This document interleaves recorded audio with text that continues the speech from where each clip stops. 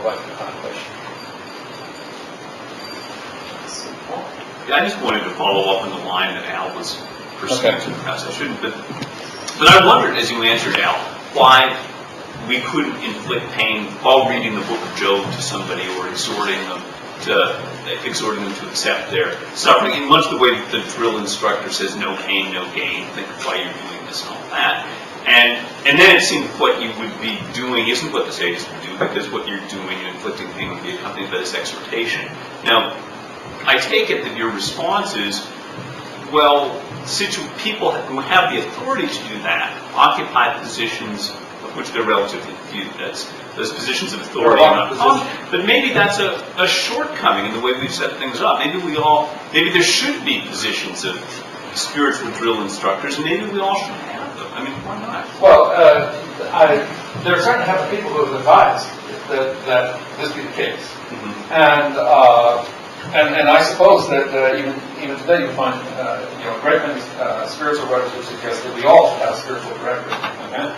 And I guess that one of the things a spiritual director has a right to do is impose hardships on you. Well, depending on how the relationship is set up,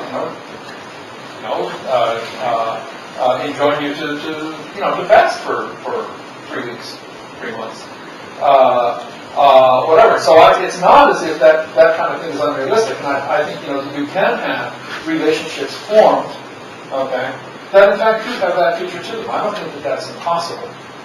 And well, okay. See, so if I think that if I look and I say, well, that white man, he looks like a pretty holy guy to me. What I'll do is I'll make myself his apprentice, right?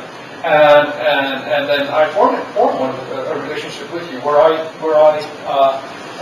invest you with that kind of authority over me. Then that seems to me to be something that could happen, and I guess that there would be good or bad ways for you to exercise that authority, right? But I don't really have any objection in principle to something like that. But why shouldn't I just volunteer for the job and in fact start to do it even before you ask? Is the argument that it's not going to work? No, the argument is not that it's not going to work. It's that when you do that, since you're violating my autonomy, is doing it now, okay, then in fact you are doing something that's wrong, something you don't have a right to do. And in that case, what you're doing is something evil, even though it might be aimed toward good end.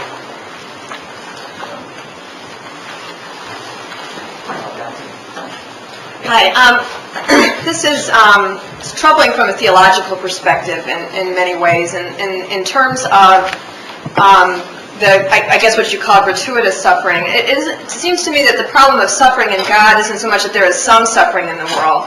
It's that there is there's catastrophic suffering in the world. There is suffering when orphan children are sold into sex slavery after the tsunami. I can't see that they are being sold into sex slavery to improve their souls. I can't see that, or that I improve my soul because I appreciate that I didn't have to go through that as a child, and, wow, I have it great. And I see that the Christian God is, in the earliest gospel, the Gospel of Mark, we have the picture of the Christ who protests his suffering on the cross, and you seem to want to stampede toward the Gospel of John, where we have this, into your hands I commend my spirit kind of a thing. And I think that, the question of it is, character building suffering, this works, but in terms of catastrophic suffering that just simply goes beyond anything that any of us in this room can imagine, it seems as though it just doesn't work for that. Well, I don't know whether it does or doesn't, because I'm not familiar with a great many cases of it, but there's no reason, it seems to me, why it could not work, first of all. And secondly, whether it does work really is a question of the attitudes and dispositions that develop in the individual to whom these horrible fates fall, right? And I don't know, how that works itself out in the long run. My guess is that not very well in the short run. That's for sure. Okay, but I think it's possible for it to work out well, and I think that, I refer to the thing that I ended with, there are going to be a lot of cases that don't look to us like they come to much. Right?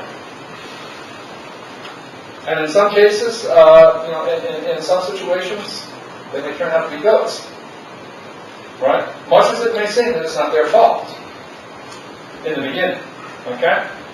What happens to you isn't your fault. How you react to it, that's your fault. Certainly, but I mean, a child being put into sex slavery knows nothing else than this horrible situation. Right. They could end up committing suicide, and they don't have any conceptual means of knowing how to overcome this. And granted, it falls upon the responsibility of Christians to try to alleviate it or whatever, but the idea that God just sort of ordains all this to happen so that our souls improve just seems to be very dismissive of the pain that they're actually going through. Well, no, I agree, but I'm not saying that the pain is if the pain wasn't real pain, there wouldn't be the possibility for personal improvement. I'm not denying that the situation of these people is horrible, but that doesn't deprive them of a will.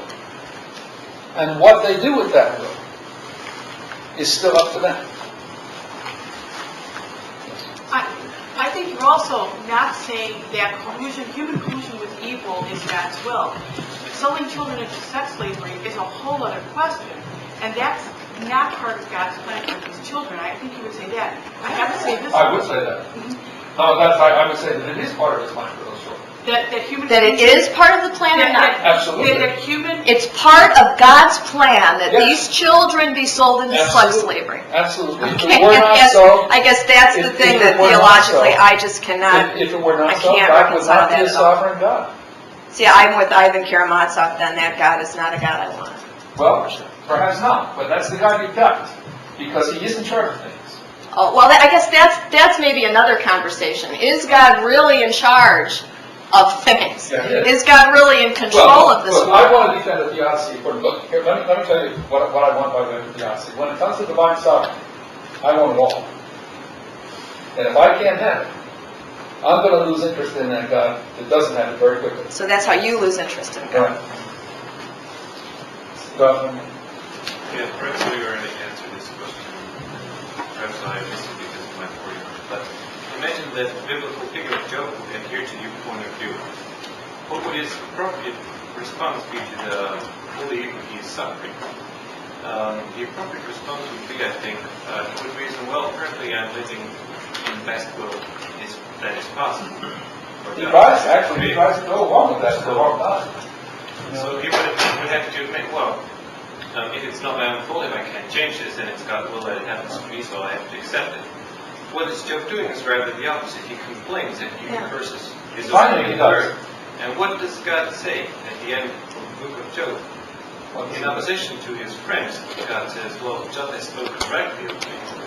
Right. Okay, but look. There are a couple things in which Job did speak rightly of it, right? First of all, Job was not visited upon with these evils because of his sins. And that was the point on which Job was disagreeing with everybody else. It's pretty confusing. Why? Okay? So in that respect, I think God is correct in admonishing the others and saying, but this guy had it right, you guys had it wrong. Okay? But as far as at the end, and finally at the end, right, and Job does feel sorry for himself a little bit along the way, but he never complains to God until the end. And finally at the end he says, all right, I've had it. Right? Explain yourself. And God doesn't explain anything. But He's with him. And He says, let me show you a few things. Right? And He shows him a few things about the world. And the grandeur of it, and all the things that have been done. And then He says, shut up. And Job says, sorry, I shut up. I'm not so sure what's going on with the